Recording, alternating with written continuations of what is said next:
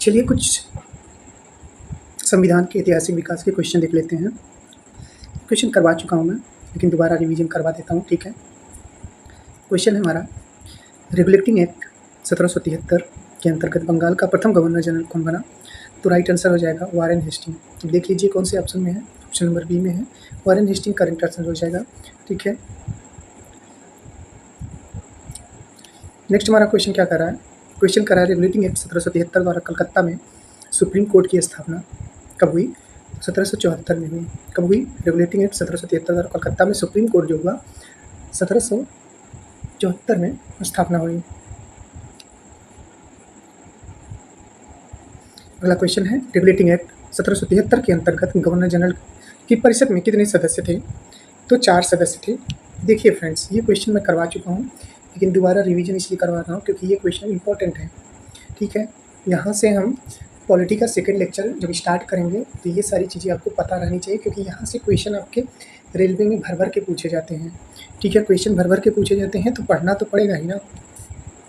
चलिए, regulating act 1773 का मुख्य उद्देश्य क्या था? 4 ऑप्शन दिए गए हैं। भारतीयों को मताधिकार देना, दूसरा है ईस्ट इंडिया कंपनी के प्रशासन पर संसदीय नियंत्रण स्थापित करना, ठीक है। इसका जो मेन एम था, उद्देश्य था, वो था ईस्ट इंडिया कंपनी के प्रशासन पर संसदीय नियंत्रण स्थापित करना, ठीक है। ऑप्शन नंबर बी करेक्ट हो जाएगा। हम नेक्स्ट क्वेश्चन की ओर बढ़ते हैं। नेक्स्ट क्वेश्चन क्या कह रहा है? कह रहा है पिट्स इंडिया एक्ट 1784 द्वारा कौन सी संस्था स्थापित की गई? तो बोर्ड ऑफ कंट्रोल स्थापित किया गया। ऑप्शन नंबर बी यहाँ पे करेक्ट हो जाएगा। कौन सा ऑप्शन सही होगा? Option number B. अगला क्वेश्चन है, पिट्स इंडिया एक्ट 1784 ने किस प्रकार की व्यवस्था स्थापित की? तो ड्यूल, जो आपका ड्यूल यानी द्वैत, डुअल कंट्रोल व्यवस्था स्थापित की, ठीक है। ऑप्शन नंबर बी करेक्ट हो जाएगा। कौन सा ऑप्शन सही होगा? Option number B. यहाँ पे ध्यान देने वाली बात है कि पिट्स इंडिया एक्ट 1784 में किस प्रकार की व्यवस्था, ये इंपॉर्टेंट है, ये तो मैं बताना भूल ही गया, क्योंकि ये क्वेश्चन 2-3 बार आ चुका है। यहाँ रेलवे ग्रुप डी की बात कर रहा हूँ, ठीक है,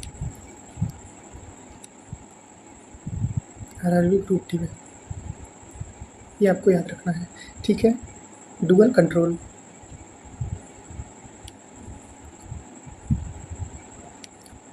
अगला हमारा क्वेश्चन है, चार्टर एक्ट 1813 का सबसे महत्वपूर्ण प्रावधान क्या था?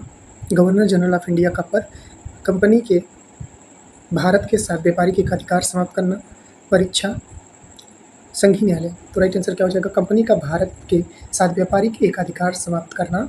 चार्टर एक्ट 1813 का सबसे महत्वपूर्ण प्रावधान यही था, ठीक है, ये आपको याद रखना है। हम आगे बढ़ते हैं, अगला क्वेश्चन देखते हैं। हमारा अगला क्वेश्चन है, चार्टर एक्ट 1813 के बाद भी कंपनी का किस व्यापार पर एकाधिकार बना रहा? तो राइट आंसर हो जाएगा चीन और चाय का व्यापार। ऑप्शन नंबर बी यहाँ पे करेक्ट हो जाएगा। नेक्स्ट क्वेश्चन की ओर बढ़ते हैं। नेक्स्ट क्वेश्चन हमारा क्या कह रहा है? नेक्स्ट क्वेश्चन कह रहा है कि चार्टर एक्ट 1833 द्वारा भारत का प्रथम गवर्नर जनरल कौन बना? तो ये बने विलियम बेंटिंक, ठीक है। ऑप्शन नंबर ए यहाँ पे हमारा राइट आंसर हो जाएगा। हम नेक्स्ट क्वेश्चन की ओर बढ़ते हैं। नेक्स्ट क्वेश्चन क्या कह रहा है वो देखते हैं। हमारा नेक्स्ट क्वेश्चन कह रहा है कि चार्टर एक्ट 1833 ने किसे गवर्नर जनरल ऑफ इंडिया घोषित किया? तो ये घोषित किया गवर्नर ऑफ बंगाल को, ठीक है।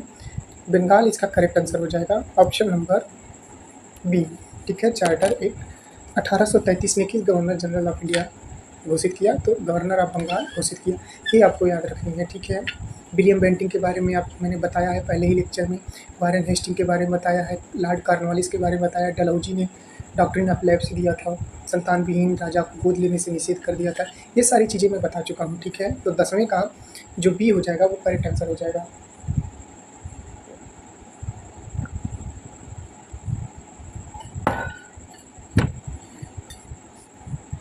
चलिए नेक्स्ट क्वेश्चन की ओर बढ़ते हैं।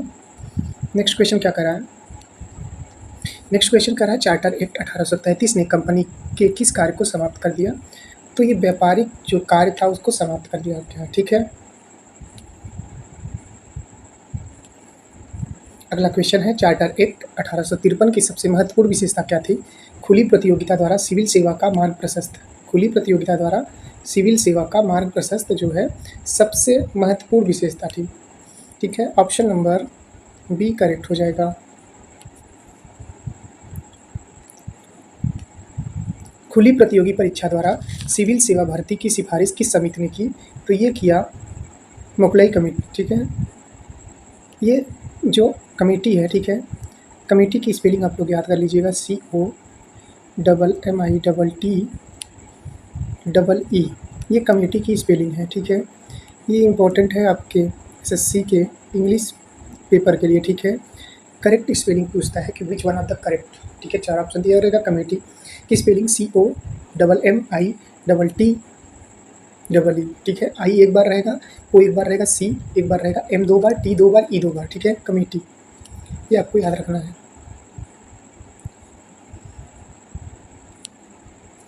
नेक्स्ट क्वेश्चन है, गवर्नमेंट ऑफ इंडिया एक्ट 1858 किस घटना के बाद पारित किया गया?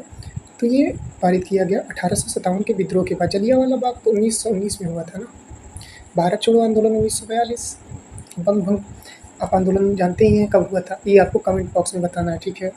ये आपको कमेंट बॉक्स में बताना है। हम अगले क्वेश्चन की ओर बढ़ेंगे। हमारा अगला क्वेश्चन क्या कर रहा है, गवर्नमेंट ऑफ इंडिया एक्ट 1858 के बाद भारत का शासन किसके अधीन आया? तो ये ब्रिटिश क्राउन के अधीन आया, ठीक है। ये ब्रिटिश क्राउन के अधीन आया, ये आपको याद रखना है। अगला क्वेश्चन है, गवर्नमेंट ऑफ इंडिया 1858 द्वारा किस पद की स्थापना हुई? तो ये हुई secretary of state for India, ठीक है। Secretary of state for India पद की स्थापना हुई। अगला क्वेश्चन है, भारत का प्रथम वायसराय कौन था?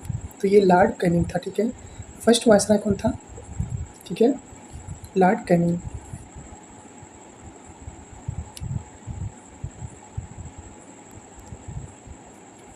ये आपको याद रखना है। अगला क्वेश्चन है, इंडियन काउंसिल एक्ट 1861 की प्रमुख विशेषता क्या थी? 4 ऑप्शन है, पृथक निर्वाचन, पोर्टफोलियो प्रणाली को वैधानिक मान्यता, संघीय न्यायालय, मौलिक अधिकार, ठीक है। तो राइट आंसर क्या हो जाएगा? पोर्टफोलियो प्रणाली को वैधानिक मान्यता जो थी, इसकी प्रमुख विशेषता थी। किसकी प्रमुख विशेषता थी? इंडियन काउंसिल एक्ट 1861 की। ये भी आपको याद रखना है। नेक्स्ट क्वेश्चन की ओर बढ़ते हैं। 19 नंबर हमारा क्वेश्चन क्या कर रहा है? हमारा क्वेश्चन कर रहा है, भारतीयों को पहली बार विधायी परिषद में नामित करने का प्रावधान किस अधिनियम ने किया? 1858, 1861, 1892, 1909। तो करेक्ट आंसर हो जाएगा 1861, 1861 इसका करेक्ट आंसर हो जाएगा। हम अगले क्वेश्चन की ओर बढ़ते हैं। इंडियन काउंसिल एक्ट 1892 द्वारा पहली बार क्या अनुमति दी गई? तो ये दी गई बजट पर सीमित चर्चा, ठीक है। बजट पर सीमित चर्चा दी गई, प्रत्यक्ष चुनाव नहीं था, राष्ट्रपति चुनाव नहीं था, मौलिक अधिकार नहीं था। ये USA से लिया गया है, भाग 3 में है, ठीक है। तो मैं आगे पढ़ाऊँगा आपको तब। इंडियन काउंसिल एक्ट 1909 को किस नाम से जाना जाता है, ये आपको बताना है, ठीक है। Morley Minto reform, Montagu Chelmsford reform, Simon reform, ठीक है। तो राइट आंसर क्या हो जाएगा? मार्ले मिंटो रिफॉर्म हो जाएगा। इंडियन काउंसिल एक्ट 1909, ठीक है, 1909, 1909। हम 22 नंबर क्वेश्चन की ओर बढ़ते हैं। सेपरेट इलेक्ट्रो पहली बार किस अधिनियम द्वारा लागू किया गया? तो 1909 के द्वारा लागू किया गया, ठीक है। किसके द्वारा? 1909 के द्वारा लागू किया गया। ऑप्शन नंबर बी यहाँ पे करेक्ट हो जाएगा। कौन सा ऑप्शन सही होगा? Option number B. अगले क्वेश्चन की ओर बढ़ते हैं। गवर्नमेंट ऑफ इंडिया एक्ट 1919 किस नाम से प्रसिद्ध है? मॉन्टेग्यू चेम्सफोर्ड रिफॉर्म, ठीक है। ऑप्शन नंबर बी यहाँ पे करेक्ट हो जाएगा।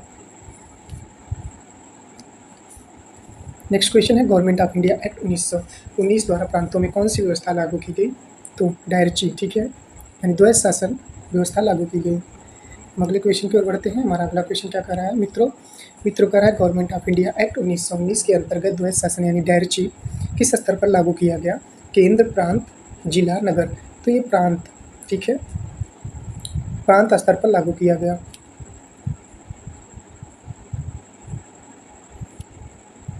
अगला हमारा क्वेश्चन है, गवर्नमेंट ऑफ इंडिया एक्ट 1935 किस आयोग की सिफारिशों तथा किस सम्मेलन की चर्चाओं के रूप में आधारित है, के रूप पर आधारित है, ठीक है। तो साइमन कमीशन एवं 3 राउंड टेबल यानी तीसरा जो हुआ था, 3 राउंड टेबल हुए थे, गोल में सम्मेलन हुए थे, ये आपको पता होगा, ठीक है। 30 से 32। क्वेश्चन यहाँ से बनता है, साइमन कमीशन कब भारत आया? तो हम बाद में चर्चा करेंगे जब हम आगे पढ़ाएंगे, ठीक है। गवर्नमेंट ऑफ इंडिया एक्ट 1935 के अंतर्गत प्रस्तावित संघ फेडरेशन में कौन शामिल होने वाले थे, ठीक है। केवल ब्रिटिश प्रांत, ये तो गलत था, केवल देसी रियासतें, ये गलत है। ब्रिटिश प्रांत एवं देसी रियासतें दोनों शामिल होने वाले थे, ठीक है। गवर्नमेंट ऑफ इंडिया एक्ट 1935 में, 1935 में एसबीआई आया था क्या, शायद स्थापना हुई थी, ये आपको याद रखना है। अगले क्वेश्चन को बढ़ते हैं। गवर्नमेंट ऑफ इंडिया एक्ट 1935 द्वारा प्रांतीय स्तर पर कौन सी व्यवस्था समाप्त कर दी गई थी? तो समाप्त कर दी गई थी द्वैध शासन यानी डायरची, ठीक है, ये आपको याद रखना है। अगले क्वेश्चन की ओर बढ़ते हैं। हमारा अगला क्वेश्चन क्या कर रहा है? क्वेश्चन कह रहा है गवर्नमेंट ऑफ इंडिया एक्ट 1935 के अनुसार केंद्र में कौन सी व्यवस्था प्रस्तावित की गई जो लागू नहीं हो सकी? तो कौन सी लागू नहीं हो सकी? डायरची, ठीक है, ये आपको याद रखना है, डायरची, ठीक, ये आपका करेक्ट आंसर हो जाएगा। अगले क्वेश्चन की ओर बढ़ते हैं। हमारा अगला क्वेश्चन क्या कह रहा है? अगला क्वेश्चन कह रहा है कि फेडरल कोर्ट ऑफ इंडिया की स्थापना किस अधिनियम के अंतर्गत हुई है? Indian council act 1909, government of India act 1919, government of India act 1935। तो फेडरल कोर्ट ऑफ इंडिया की स्थापना जो हुई है गवर्नमेंट ऑफ इंडिया एक्ट, ठीक है, ध्यान दीजिएगा, गवर्नमेंट ऑफ इंडिया एक्ट 1935 के अंतर्गत हुई है। ये चीज़ें आपको याद रखनी है, ये चीज़ें क्या करनी है, आपको याद रखनी है। अगला क्वेश्चन है फेडरल कोर्ट ने कार्य कब प्रारंभ किया? तो ये प्रारंभ किया 1937, ठीक है, 1937।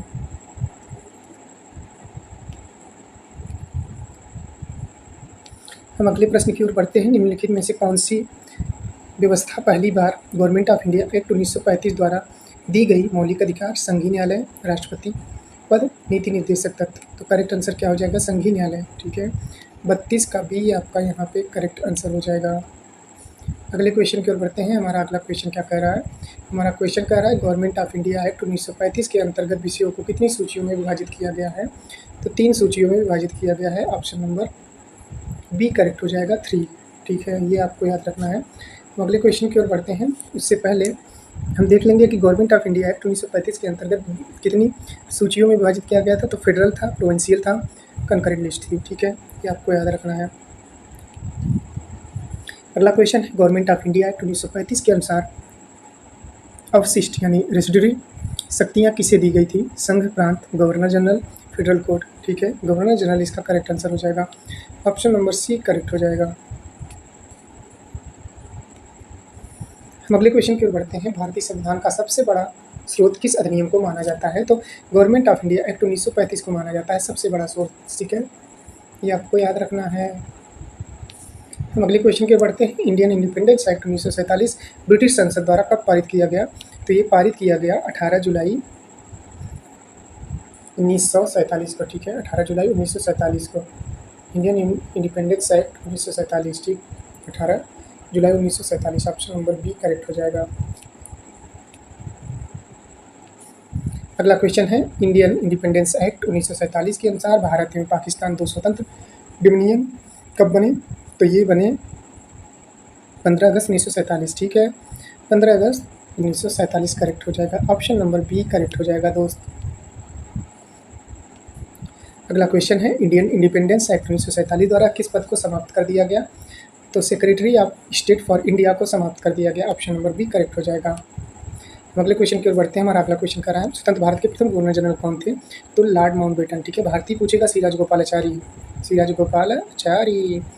देखिए क्वेश्चन आ गया स्वतंत्र भारत के प्रथम एकमात्र भारतीय गवर्नर जनरल कौन थे? तो हो जाएंगे सी राजगोपालाचारी, आप जानते ही होंगे, ठीक है। नेक्स्ट क्वेश्चन पर बढ़ते हैं। इंडिया यानी इंडियन इंडिपेंडेंस एक्ट 1947 के बाद ब्रिटिश संसद की विधायी सर्वोच्चता भारत पर क्या थी? समाप्त हो गई थी, ठीक है। नेक्स्ट क्वेश्चन की ओर बढ़ते हैं। हमारा नेक्स्ट क्वेश्चन क्या कह रहा है वो ध्यान से देखेंगे। क्वेश्चन कह रहा है निम्नलिखित में से किस अधिनियम ने भारत में उत्तरदायी शासन यानी प्रोविंशियल ऑटोनॉमी सबसे महत्वपूर्ण कदम उठाया? तो ये कदम उठाया government of India act 1935। Next question है सेपरेट इलेक्टोरेट, ठीक है, की व्यवस्था सर्वप्रथम किस समुदाय के लिए की गई थी? सिख, मुस्लिम, ईसाई, एंग्लो इंडियन। तो राइट आंसर क्या हो जाएगा? मुस्लिम के लिए। अगला प्रश्न है चार्टर एक्ट 1833 की कौन सी विशेषता भारतीय संविधान के निर्माण की दृष्टि से महत्वपूर्ण माना जाता है? तो ये माना जाता है विधायी शक्ति का केंद्रीकरण, ठीक है, ऑप्शन नंबर ए करेक्ट माना जाता है। अगले क्वेश्चन की ओर बढ़ते हैं। हमारा अगला क्वेश्चन क्या कर रहा है? निम्नलिखित में से कौन सा युग्म सुमेलित है, ठीक है, तो 19 डायरची गलत है, 1919 प्रोविंशियल डायरची, ये सही लग रहा है, ठीक है, प्रोविंशियल डायरची 1919, रॉलेट एक्ट 1919 काला कानून कहा जाता है, ठीक है, 13 अप्रैल। ये आपको याद रखना है। नेक्स्ट क्वेश्चन है, भारत में प्रोविंशियल ऑटोनॉमी किस अधिनियम द्वारा लागू की गई? तो 1935 के द्वारा लागू की गई, ये आपको याद रखना है। हम अगले क्वेश्चन की ओर बढ़ते हैं। हमारा अगला क्वेश्चन क्या कह रहा है? कह रहा है भारतीय संविधान में समवर्ती कॉन्करेंट अवधारणा किस अधिनियम से प्रेरित है? तो गवर्नमेंट ऑफ इंडिया एक्ट 1935 से प्रेरित है कॉन्करेंट लिस्ट, ठीक है, ये आपको याद रखना है। अगले क्वेश्चन की ओर बढ़ते हैं। हमारा अगला क्वेश्चन क्या है? निम्नलिखित में से कौन सा अधिनियम ईस्ट इंडिया कंपनी के शासन का अंत करता है? तो गवर्नमेंट ऑफ इंडिया एक्ट 1858 जो है ये अंत करता है। बहुत सारी चीज़ें हम बता सकते हैं, लेकिन हम PYQ के रूप में कर रहे हैं क्वेश्चन, क्योंकि थ्योरी में पढ़ा चुका हूँ, ठीक है। भारतीय संविधान के ऐतिहासिक विकास में अंतिम ब्रिटिश संवैधानिक अधिनियम कौन सा था? ठीक है, तो ये था इंडियन इंडिपेंडेंस एक्ट 1947, ठीक है, ये आपको याद रखना है। और लास्ट क्वेश्चन देखते हैं क्या कह रहा है। कह रहा है निम्नलिखित कथनों पर विचार कीजिए। गवर्नमेंट ऑफ इंडिया एक्ट 1935 ने संघीय न्यायालय की स्थापना का प्रावधान किया। सेकेंड, इंडियन इंडिपेंडेंस एक्ट 1947 ने ब्रिटिश संसद की भारत पर विधायी सर्वोच्चता समाप्त कर दी, ठीक है। कौन सा करेक्ट हो जाएगा? देखिए, अकेले ए तो नहीं सही होगा, दो भी नहीं सही होगा, दोनों सही है, ठीक है। Option number C